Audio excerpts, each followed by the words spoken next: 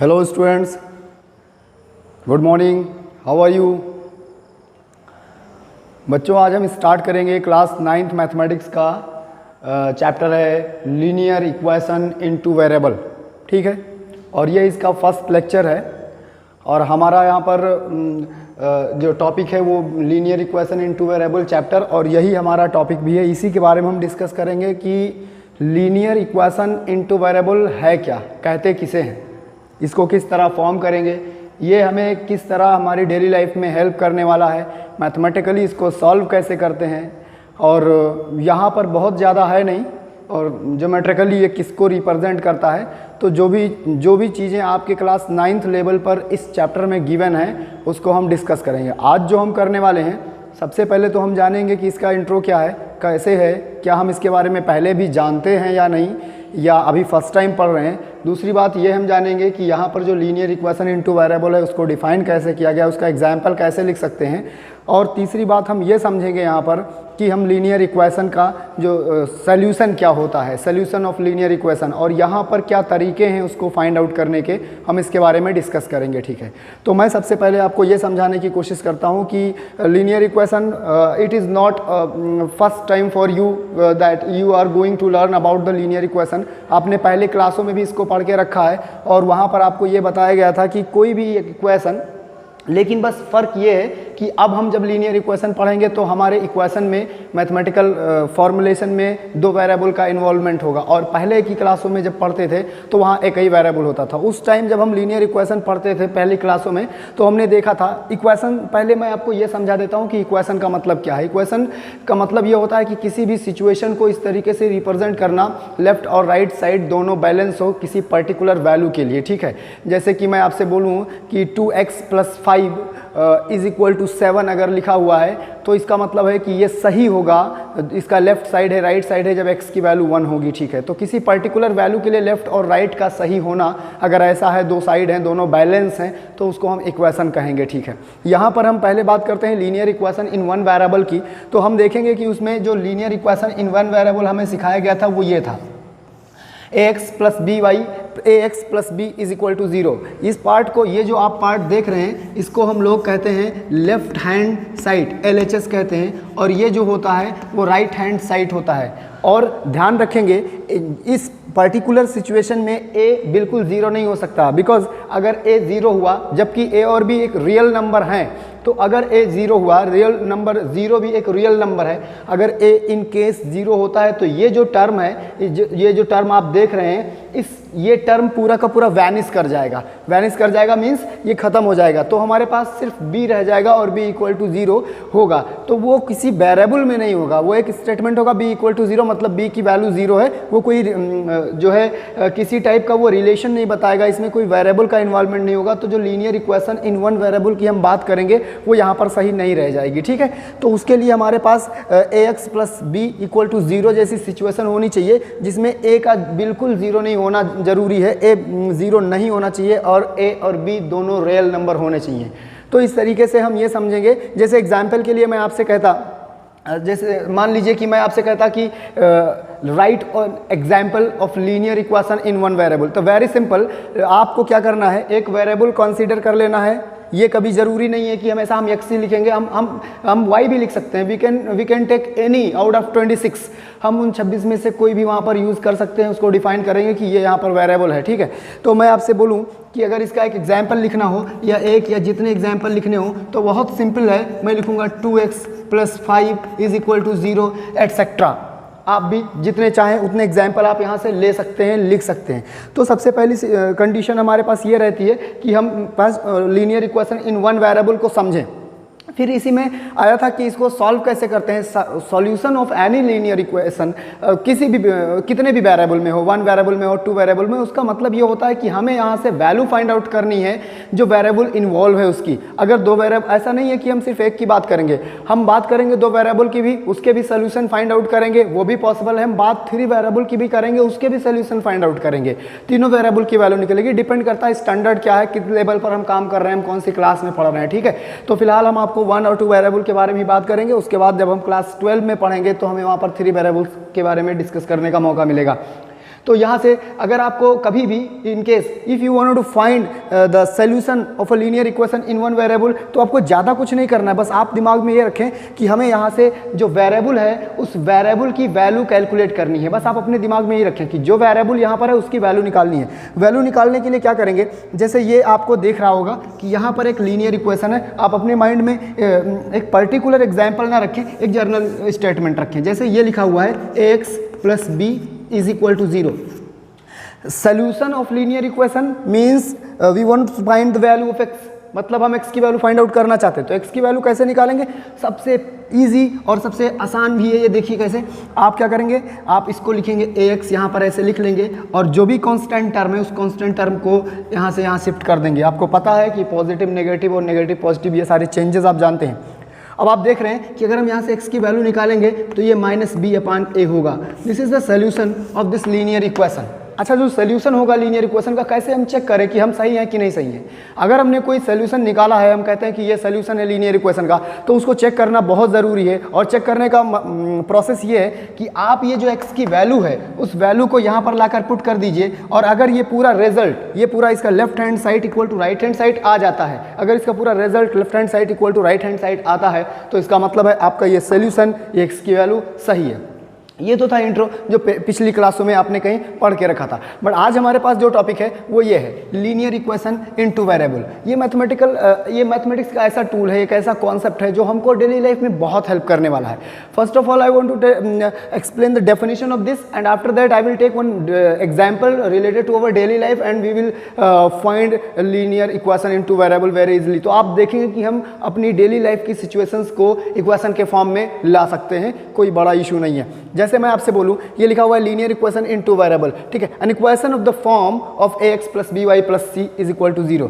एक इक्वेशन जो इस फॉर्म में है ax + by + c = 0 लिखा हुआ है। Where a, b and c are real numbers, जहाँ पर ये कैसे हैं, a और b और c रियल नंबर है। लेकिन एक शर्त इसमें है, जैसे हम बात कर रहे हैं दो वेरिएबल की, तो अगर कहीं बाय द वे किसी ऐसी कंडीशन में ये टर्म और ये टर्म दोनों में से कोई एक टर्म या दोनों टर्म अगर 0 होते हैं, तो फिर ये हमारा लीनियर इक्वेशन इनटू वेरिएबल रह ही नहीं जाएगा। इसलिए हमें इस बात का ध्यान रखना होगा कि ये दोनों टर्म 0 बिल्कुल ना हो, ठीक है।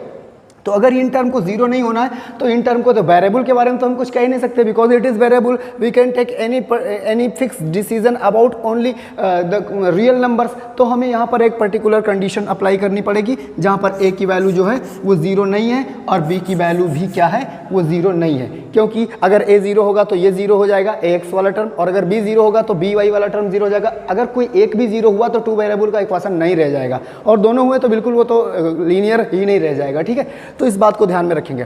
तो अगर ऐसा कोई इक्वेशन है ax + by + c = 0 where a, b, c are real numbers such that a doesn't equals to 0, b doesn't equals to 0, तो ऐसे इक्वेशन को हम कहते हैं लीनियर इक्वेशन इनटू वेरिएबल। अब इसको हमने यहाँ पर एग्जाम्पल में लिख सकता था, मैं यहाँ पर एग्जाम्पल लिख सकता था डायरेक्ट, और फिर मैं आपको बता देता कि एग्जाम्पल है, लेकिन मैं ऐसे नहीं लिखना चाहता था। मैं चाहता हूँ कि चलो इसको समझते हैं, कि हम अपनी डेली लाइफ में समझते हैं। सपोज कर लीजिए कि आपके पास आप हैं और आप भाई या आपकी बहन है, ठीक है, और हमको ये नहीं पता है, हमको या आप जानते हैं, फिर आप उसको पहेली बनाते हैं कि मेरी एज और मेरी बहन की एज, दोनों की एज का जो सम है वो आता है 18 year, and represent this situation in the form of the linear equation in two variable. तो आप क्या करेंगे? अब आपको मैथ इसमें कैसे हेल्प करने वाला है? ऐसा बहुत इजी है। आपको पता है कि आप कितने साल के, आपकी बहन कितने साल की, आपने ऐड कर लिया। अब पर अगर आपने इसको एक क्वेश्चन बना लिया और किसी और से कह रहे हैं कि उसको नहीं पता है आपके बारे में, आप कह रहे हैं कि मेरी और मेरे बहन की एज का सम जो है वो जो है 18 ईयर है, तो इसको मैथमेटिकली फॉर्म कीजिए। तो आप क्या करोगे? आप जो भी अगर वो मैथ्स जानता होगा तो क्या करेगा? वो सपोज करेगा कि मान लेता हूँ कि तुम्हारी एज x ईयर है, you are x year old, और तुम्हारी सिस्टर की एज y ईयर ओल्ड है, वो तुम्हारी सिस्टर y ईयर ओल्ड है। तो आप खुद ही कह रहे हो कि दोनों का सम 18 है। तो अगर हम देखेंगे तो दोनों का सम कितना करेंगे? ये है एज तुम्हारी और ये तुम्हारी सिस्टर की है, दोनों का सम 18 है। You can see that this is a linear equation in two variable. तो आप आसानी से देख सकते हो, समझ सकते हो कि ये दो वेरिएबल में लीनियर इक्वेशन है। इसी तरीके से बहुत सारी चीज़ें हम मैनेज कर सकते हैं। जैसे एग्जांपल के लिए मैं आपको बताऊं कि आपके पास या आप कुछ इस तरीके से, मैं एक सिचुएशन बताऊँ, सपोज यू आर हॉस्टलर, आप हॉस्टल में रहते हैं, ठीक है, मान लीजिए कि आप हॉस्टलर हैं, आप हॉस्टल में रहते हैं और आपके हॉस्टल का जो मतलब जो इन्वेस्टमेंट है, जो खर्च है आपका, वो दो पार्ट में बटा हुआ है। हॉस्टल का खर्च दो पार्ट में बटा हुआ है।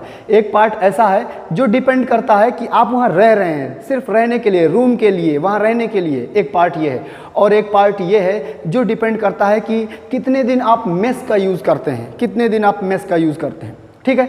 तो मैं आपसे एक सिचुएशन क्रिएट करता हूँ। मैं कहता हूँ कि आपका जो है हॉस्टल चार्ज है, टोटल इस मंथ का हॉस्टल चार्ज है 1000 रुपीज़, 1000 रुपीज़ हॉस्टल चार्ज है। अगर आप उस मेस में पूरे 30 डेज़ पूरा मंथ यूज़ करते हैं उस मेस को, जो है चार्ज जो है दोनों का, रहने का और मेस का मिलाकर 1000 आता है। पर अगर आप सिर्फ 15 डेज़ यूज़ करते हैं मेस को, तो चार्ज जो है वो 700 हो जाता है। समझ रहे हैं मेरी बात को? अगर आप मेस को सिर्फ 15 डेज़ यूज़ करते हैं तो चार्ज आपका हो जाता है 700 टोटल। अब आपको अगर मैं कहता कि दोनों में से किसी एक सिचुएशन को लीनियर फॉर्म करो, मैथमेटिकल इक्वेशन बनाओ, तो आप क्या करते? मैं आपको समझाता हूँ। आप सपोज कर लेते कि हॉस्टल का जो फिक्स चार्ज है वो x रुपीज़ है, ठीक है, और आप ये भी सपोज कर लेते वो फिक्स है, आप मेस यूज़ कर रहे हैं कि नहीं कर रहे हैं, आपको x रुपीज़ मंथली देना है, ठीक है। आप दूसरी तरफ ये सपोज कर लेंगे कि जो मेस चार्ज है वो y रुपीज़ है 1 डे के लिए, एक दिन के लिए y रुपीज़ है। आप सोचिए कि अगर एक चौक 1 रुपये का है तो 30 चौक कितने रुपए का होगा? 30 × 1 होगा। अगर एक चौक x रुपीज़ का है तो 30 चौक 30 × x का होगा। ये कॉमन कैलकुलेशन है, सबको पता है। तो आपने कहा कि हॉस्टल का जो फिक्स चार्ज है वो x रुपीज़ है और जो मेस का 1 डे चार्ज है वो y रुपीज़ है। आपको पता है कि आपने 30 डे पूरे मंथ मेस को यूज़ किया है और आप 1000 पे करते हैं, तो कैसे हॉस्टल का फिक्स चार्ज और मेस का जो चार्ज आपने जो मेस यूज़ किया उसका चार्ज जब ऐड करेंगे तो 1000 आएगा। तो देखिए कैसे बनेगा। ये तो हो गया हॉस्टल का फिक्स चार्ज, और मेस का चार्ज आप क्या कह रहे हैं? मेस का चार्ज कह रहे हैं आप कि y रुपीज़ है और आपने पूरे 30 डेज उसको यूज़ किया है तो 30y हो गया और इक्वल टू 1000। ये तो ये भी एक लीनियर इक्वेशन बन गया। देखिए आपकी डेली लाइफ से कनेक्ट है बिल्कुल। इसी तरीके से आप जाते हैं मार्केट, सामान खरीदते हैं, या आप क्रिकेट खेलते हैं, या आप बहुत सारी चीज़ें हैं डेली लाइफ में, सारी चीज़ें जो हमारे आसपास हो रही हैं उनको मैथमेटिकली रिप्रेजेंट कर सकते हैं। अब इसमें क्या होता है कि हमें क्योंकि हम स्टार्ट कर रहे हैं 2 वेरिएबल को, तो हमसे कहा जाता है कि जो भी गिवन इक्वेशन है आपको उल्टा सीधा आगे इधर उधर जैसे भी गिवन है वो कहते हैं इस फॉर्म में लेकर आइए। तो इस फॉर्म में लाने में क्या हर्ज है? सिर्फ आपको यही तो करना है कि एक पोर्शन को इक्वल टू 0 बनाना है। उसको ऐसे 0 नहीं बना पाएंगे हम, उस साइड में जितने जो कुछ आ रहा है सबको लेकर इधर चले जाएंगे। जैसे एग्जांपल के लिए मैं आपसे बताऊं कि ये देखिए लिखा हुआ है x + y, और ये अगर मैं इस तरफ लेकर आ जाऊं तो ये -18 हो जाएगा इज इक्वल टू 0। अब ये उस फॉर्म में आ गया। यहाँ से अगर हमको a और b और c की वैल्यूज़ कैलकुलेट करनी होगी तो a की वैल्यू 1 है, b की वैल्यू 1 है और c की वैल्यू -18 है। अगर इसी तरीके से हमको इस इक्वेशन को x + by + c के फॉर्म में लाना है तो x + 30y and -1000 is equal to 0। Now you can find the value of a, b and c।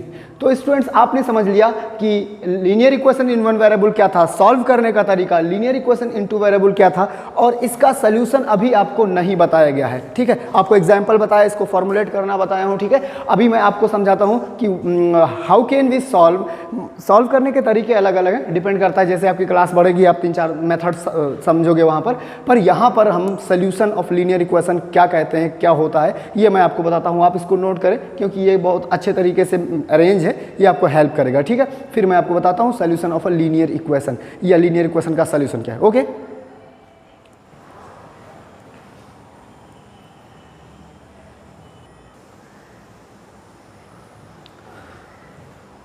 तो स्टूडेंट्स अब हम समझेंगे, आपने समझ लिया कि लीनियर इक्वेशन क्या होता है एक वेरिएबल में और 2 वेरिएबल में। ठीक है, आप उसके बाद जो इसका एक और पॉइंट है, इसका एक और टॉपिक है इसी में, वो ये है कि solution of a linear equation क्या होता है। देखिए सॉल्यूशन का मतलब आप ये समझ लीजिए, यहीं से ये काफ़ी है, आपको आगे यूज़ होने वाला है। जैसे इस चैप्टर में है, फिर पॉलिनोमियल में आपको क्लास 10 में, फिर लीनियर इक्वेशन वहाँ भी मिलेगा आपको, थोड़ा सा लेवल उसका अप होगा, फिर क्वाड्रेटिक मिलेगा। तो सॉल्यूशन का मतलब ये होता है कि जब हमारे पास कोई इक्वेशन हो जो भी कोई इक्वेशन हमारे पास हो उसमें जो वेरिएबल इन्वॉल्व हैं उन वेरिएबल की वो पर्टिकुलर वैल्यूज़ जिनको यूज़ करने के बाद इक्वेशन का लेफ्ट हैंड साइड और राइट हैंड साइड इक्वल दिखने लगे। अभी नहीं समझ में आता है ना, जैसे यहीं पर देखिए, अब ये 2x + 3y = 12 लिखा है, तो ये इसमें थोड़ा सा मैस्ट्री टाइप का है, रहस्य, अरे ये कैसे हो गया, 2x + 3y = 12 क्या हो गया। तो सोल्यूशन इसी बात को क्लियर करता है कि जो भी वेरिएबल किसी इक्वेशन में इन्वॉल्व हैं उनकी वो वैल्यूज़ जिनको यूज़ करने पर लेफ़्ट और राइट साइड इक्वल होते हैं उन वैल्यूज़ को solution of the linear equation या सॉल्यूशन ऑफ द इक्वेशन कहा जाता है। आप सपोज कर लीजिए कि अगर आपके पास कोई एक इक्वेशन है, लीनियर इक्वेशन इन टू वेरिएबल है, ax + by + c = 0 be a given linear equation in x and y। ये x और y जो हैं ये वेरिएबल हैं जिनमें ये इक्वेशन है, ठीक है। Then a pair of values, तो पेयर मतलब दो, क्योंकि वेरिएबल यहाँ पर दो हैं। Pair of values 1 for x, ऐसा जोड़ा, वैल्यूज़ का ऐसा जोड़ा जिसमें एक x के लिए हो और एक y के लिए हो, मतलब एक x की वैल्यू हो और एक y की वैल्यू हो, विच सेटिस्फाई द गिवन इक्वेशन, जो गिवन इक्वेशन को सेटिस्फाई करे, तो हम उस पेयर ऑफ वैल्यू को कहते हैं solution of the linear equation. जैसे एग्जांपल के लिए मैं आपको समझाऊं, यहाँ पर थोड़ा सा और मैथमेटिकल करता हूँ। सपोज कर लीजिए कि अल्फा और बीटा कोई भी एक इक्वेशन है, ax + by + c = 0, इसको सेटिस्फाई करते हैं। मतलब जब x की वैल्यू अल्फा यूज़ करते हैं और b की वैल्यू बीटा यूज़ करते हैं तो इसका left hand side right hand side equal आने लगता है। Then we say that the ordered pair, तो ये जो अल्फा बीटा है इसको इकट्ठा करके जब लिखते हैं तो उसको ऑर्डर्ड पेयर कहते हैं। कोऑर्डिनेट ज्योमेट्री में भी मैंने आपको ये बता दिया था, ordered pair is it's solution. अब इस बात को हमें और क्लियर समझना है एग्जाम्पल के हेल्प से। जैसे मैंने यहाँ पर एक एग्जाम्पल लेके रखा है कि शो करना है कि x = 3 means you can consider this at alpha, x = 3 and y = 2, you can consider it as alpha and this is at beta. आप उसको अल्फा कह सकते हो, आप उसको बीटा कह सकते हो। कह रहे हैं कि शो कीजिए कि यहाँ पर जो इक्वेशन लिखा हुआ है उसका ये सॉल्यूशन है या नहीं है। तो मैं आपको आज एक तरीका बताता हूँ जिससे आप आसानी से चेक कर लेंगे कि गिवन इक्वेशन जो है, गिवन वैल्यू जो है, अल्फा बीटा की जो वैल्यू गिवन है या एक्स और वाई की जो वैल्यू गिवन है वो इस गिवन इक्वेशन के सॉल्यूशन है या नहीं है। इस बात को समझने के लिए आपको यहाँ पर ये देखना पड़ेगा कि इसका सॉल्यूशन हम कैसे चेक करेंगे। एकदम सिंपल है, मैं आपको समझाया कि इक्वेशन जब ही होगा जब लेफ्ट और राइट साइड हो, उसमें एक लेफ्ट साइड है एक राइट साइड है। जिस साइड में वेरिएबल इन्वॉल्व है उस साइड को आप कंसीडर कर लीजिए। यहाँ पर जो हमारा इक्वेशन है उसके वेरिएबल का इन्वॉल्वमेंट लेफ्ट में है, तो आप क्या करेंगे, LHS ले लेंगे और LHS आपका कितना है, = 2x और +3y। अब हमें क्या करना होता है कि जो गिवन वैल्यूज़ है वेरिएबल की उनको इस इक्वेशन में पुट करेंगे और देखेंगे कि इसका आंसर कितना निकल कर आता है। तो x की वैल्यू हमारे पास 3 है तो मैंने यहाँ पर 3 लिख दिया, और y की वैल्यू हमारे पास 2 है तो हमने यहाँ 2 लिख दिया। आप और क्लियर हो जाएं, 2 3 जा 6 और 3 2 जा 6, मतलब 6 और +6 = 12। और आप देख रहे होंगे कि 12 राइट हैंड साइड है, इसका मतलब है LHS = RHS। तो जिस पर्टिकुलर वैल्यू के लिए LHS और RHS दोनों इक्वल आने लगते हैं उसको हम सॉल्यूशन बोलते हैं, ठीक है। अब इस तरीके से आपको जब भी कोई इक्वेशन मिलेगा और आपको ये कहा जाएगा कि चेक कीजिए कि ये ऑर्डर्ड पेयर जो गिवन है वो सॉल्यूशन है कि नहीं, तो आप यही करेंगे, जिसमें वेरिएबल इन्वॉल्व होगा उसको कंसीडर करेंगे, उसमें गिवन वैल्यूज़ को पुट करेंगे और उसको सॉल्व करेंगे। अगर उनका answer equal to right hand side या जो लेफ्ट हैंड साइड जो भी है आता है तो आप उसको सॉल्यूशन बोलेंगे। एक इंपॉर्टेंट बात इसी में लास्ट में लगा देता हूँ कि कोई भी लीनियर इक्वेशन इनटू वेरिएबल है, अगर एक ही इक्वेशन है तो वो इनफाइनाइट सॉल्यूशन रख सकता है। अगर एक इक्वेशन है तो वो इनफाइनाइट सॉल्यूशन रख सकता है। कोई भी लीनियर इक्वेशन अगर है तो वो इनफाइनाइट सॉल्यूशन रख सकता है, डिपेंड करता है कि हम कैसे उसको चेक करेंगे, ठीक है। जैसे मैं आपको यहाँ पर बहुत लॉन्ग हुआ जा रहा है, ठीक है, ये वीडियो बहुत लॉन्ग हुआ जा रहा है, फिर मैं थोड़ा सा इसमें बता देता हूँ, बस इसको रोक देता हूँ। जैसे आप सपोज कर लीजिए कि आपके पास एक इक्वेशन था 2x + 3y = 12 था। आप कह रहे हो कि इनफाइनाइट सोल्यूशन है, कैसे है मैं समझाता हूँ। आप यहाँ से किसी एक की वैल्यू निकाल लीजिए, ठीक है, x की वैल्यू आप निकाल लीजिए 3y/2। अब यहाँ पर आप y, आपको पता है कि y रियल नंबर कुछ भी हो सकता है, कुछ भी हो सकता है, कोई भी नंबर हो सकता है, तो y की जितनी 1 में आए उतनी वैल्यू बदलते जाइए, उतने x मिलते जाएंगे। जितनी मन में है उतनी बदलते जाइए, उतने एक्स मिलते जाएंगे। तो अगर हम वाई की इन्फानाइट वैल्यू ले लेंगे तो एक्स की भी इन्फानाइट वैल्यू आ जाएंगी। इस तरीके से कोई लीनियर इक्वेशन इन्फानाइट सोल्यूशन रख सकता है। ठीक है, तो आज के लेक्चर में बस इतना ही। ठीक है, अब इसके बाद हम स्टार्ट करेंगे, अभी इसमें बहुत कुछ बाकी है, तो उसके लिए देखते रहिए, नेक्स्ट टाइम आएंगे तो इसका अगला टॉपिक पढ़ाएंगे आप। Okay, thank you.